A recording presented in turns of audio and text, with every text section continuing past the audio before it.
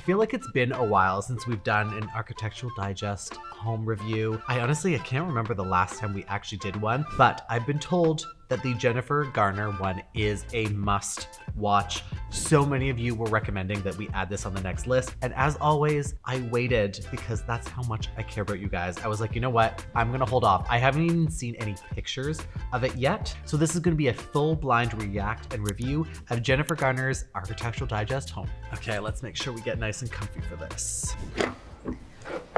AD, hello. Come on in. It's the cleanest it'll ever be. So this is the biggest room in the house. It's the living room. And I wanted it to feel really expansive. So somebody could be playing Rummy Cube over there. That's really the Rummy Cube table. And people could be sitting around the fire here.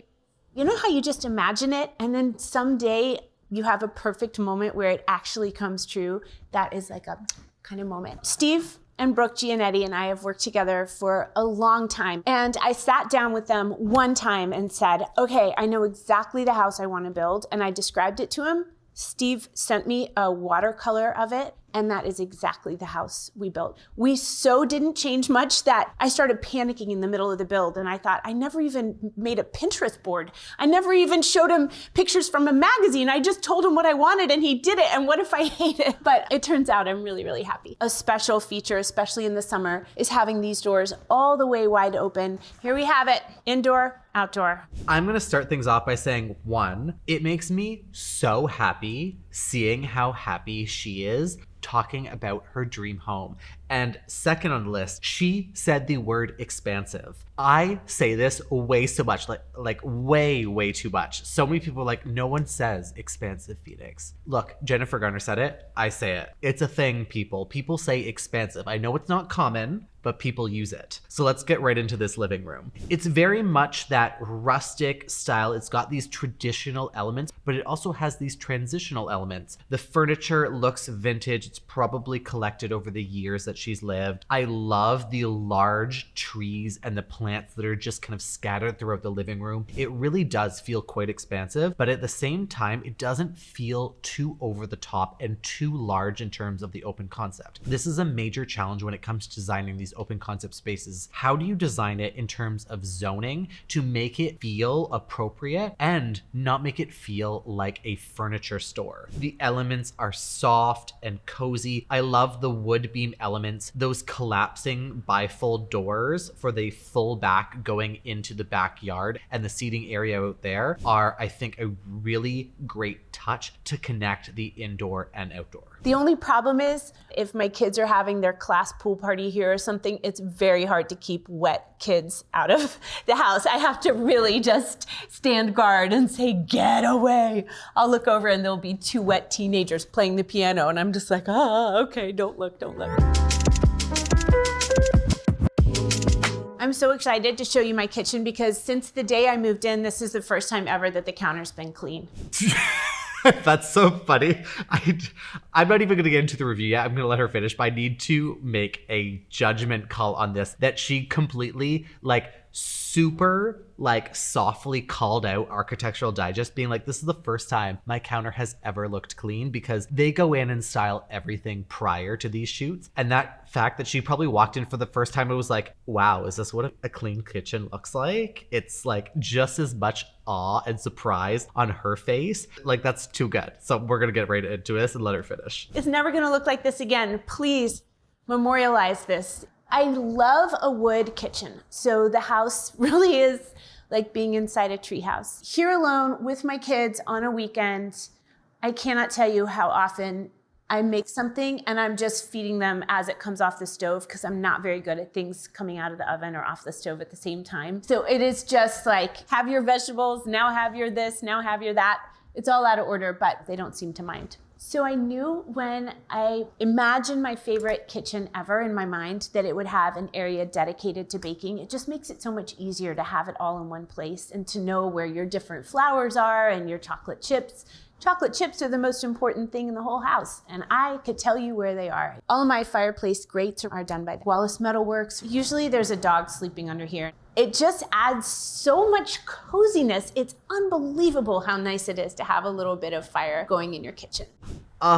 I'm actually really excited about this kitchen. The passion that she has as she describes her kitchen is so real. I think this is the first time I've ever seen an Architectural Digest home tour where the celebrity or the person explaining their home is excited about it. That is the level that I want to see as a person sharing off their home. I don't want them going like, I did this because XYZ. I'm like, no, I fucking love this because I did this and I wanted this and I did this because of this. I want that enthusiasm, and it really comes off in this kitchen. I do appreciate that even though they wanted this design to feel like the inside of a treehouse, as she mentioned, they did break up the monotony of always having cabinets that are the same wood all the way throughout. They broke it up by having painted cabinets on part of it, and then the back wall perimeter, which is also broken up to where they have that baking station, which I think is amazing. If you are baking all the time and you can have a setup like this, by all means, like, go off. I also love that the island is so oversized that on one side they have open storage, the other side is more of like an open seating. The hood fan, I think, matches really well with the overall design. I love the wood beams that follow through on the ceiling, and they almost connect to the actual cabinets against each side of the hood fan. There's all of these really specific details. Like even the hood fan has the trim around it in a brass that looks like it matches the unlacquered brass of the pot filler, of the faucet, but also that same minimal trim, that scale looks like it matches really nicely with the beams on the ceiling.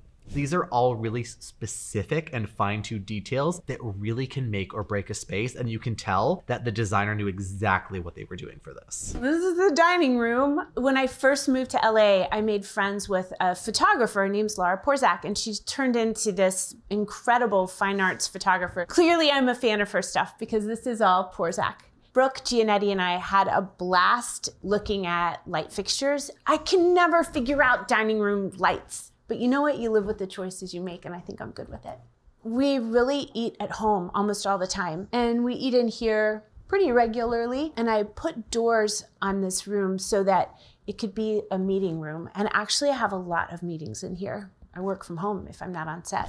That dining room, I think, is really beautiful. It feels and looks intimate, but it also doesn't look daunting. There is a very fine line between an intimate space that looks extremely overwhelming and unwelcoming and having that wanted welcoming look as you go in. I'm not a huge fan of what looks like the barn board for the actual surface of the dining table because that's probably one hell of a pain to clean. But at the same time, I love the leather accents on the chairs. I love the two wingback chairs on each end to kind of accent it. It feels so homey. And like she said, it's a multifunctional space. They have it closed off where they can take meetings in there. The natural light coming in, the color drenching for that nice kind of soft blue that still feels dark is really nice as well. And so far, all of the finishes have really complemented each other for each room as we're going through. So the first room I described to Steve, I said, I want a library that is a super awesome, cozy up with everyone TV room, and I want it to be like a deep gray blue. This is what he did, and I think he kind of nailed it. When we were first envisioning the room, I said, I know the couch I want, but it's a BBDW couch, and this is it, and it's comfortable, and I just like the look of it. It's just pretty. This is everyone's favorite place. You just don't need some huge old screeny room. We're pretty happy just being right in here. Feet go anywhere. I am so not fussy. There are feet, there are dogs, there are shoes. If you're gonna build a house, you have to live in it.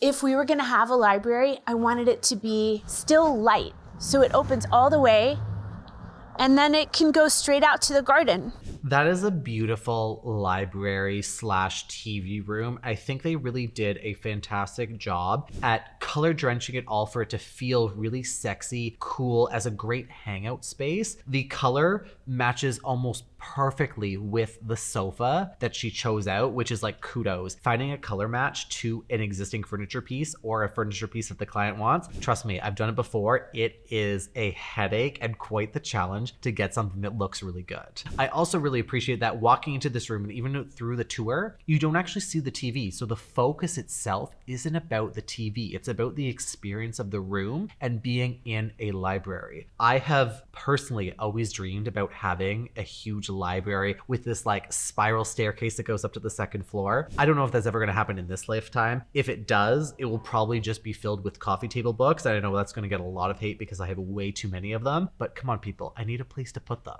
they look great. Like, come on. Here's our fireplace. And this is our clover because it's supposed to be good for the earth. It's so easy. We just threw down seeds and I just think it's cheerful. I have an owl box and I'm waiting for an owl to discover it.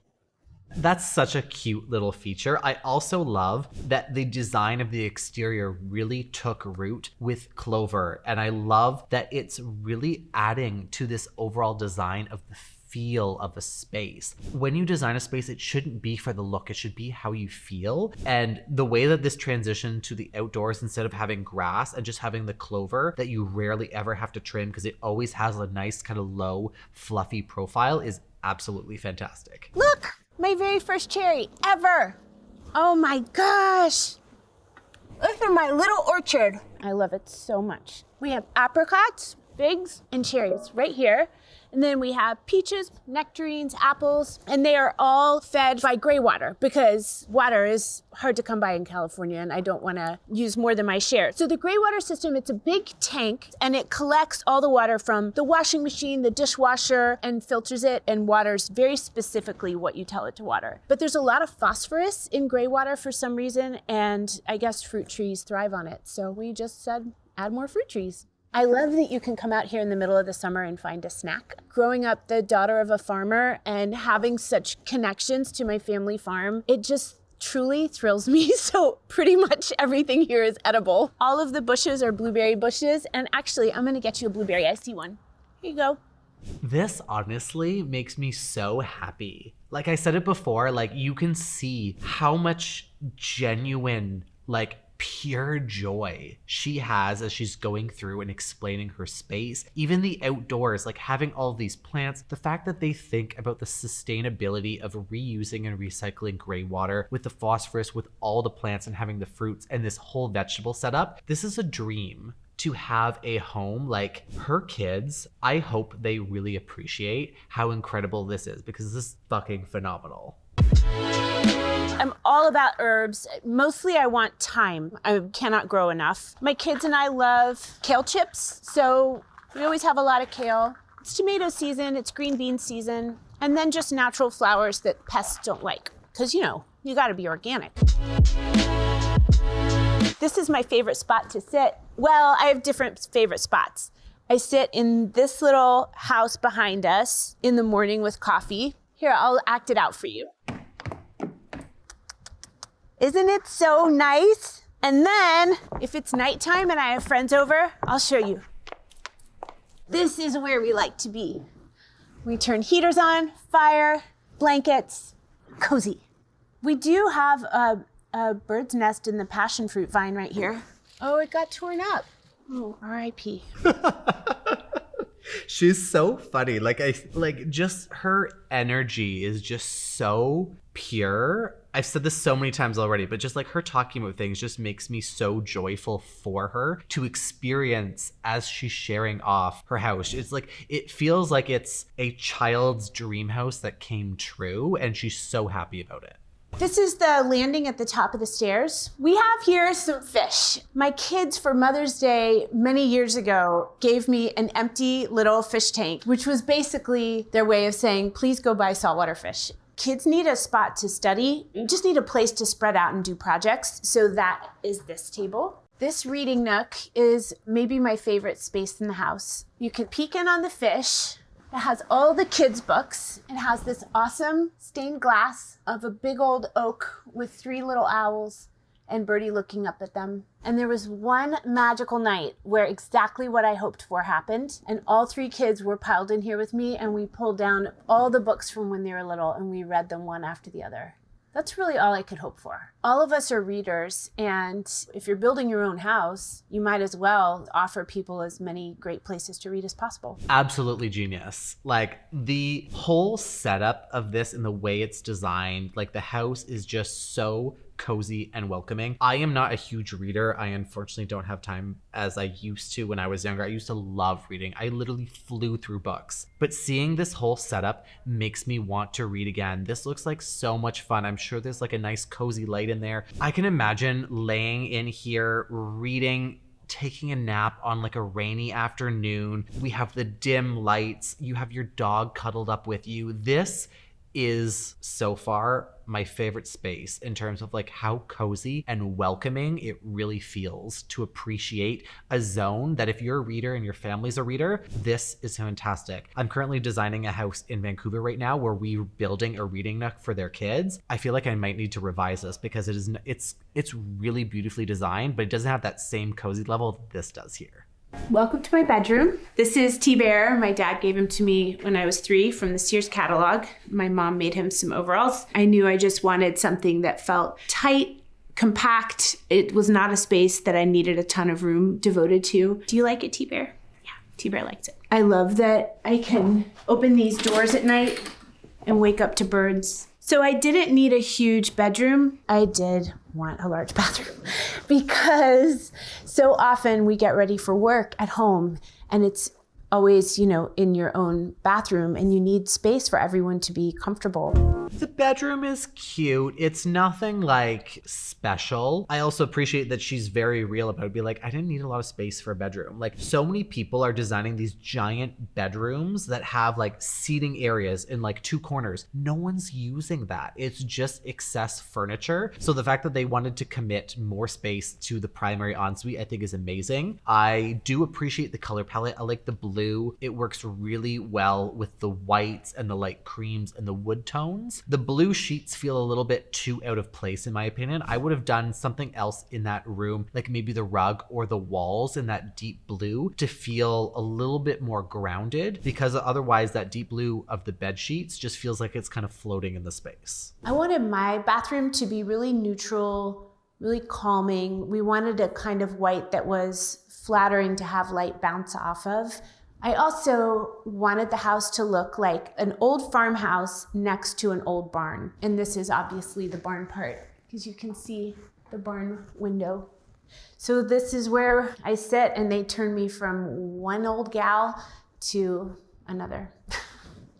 This bathtub, I love being next to the window. I love the quiet. I love having a tree in my bathroom. I'm very lucky. That bathroom is really beautiful. The design of it feels really spacious, but at the same time, it's designed to be multifunctional. She probably has her hair and her makeup team come in, prep her for everything that's getting ready. And what's really great is that you're getting ready in your space. You're comfortable. You don't have to go elsewhere. Everything is in your comfort zone. So I love that that was put into place when the design was taking forward for this entire space, including in the bathroom. I think the elements are really beautiful that they added in. I love that that barn window is framed to really make the centerpiece the bathtub itself for that experiential side of it. The vanities on each side are more utilitarian. You could tell they're probably filled with like makeup and brushes and hair and everything that's there that their team would need. The shower is like pretty in itself, but you can tell the centerpiece is the tub and the window. So I'm sure she probably has a lot more tubs than showers based on the design. I'm the complete opposite, but otherwise I still think this is really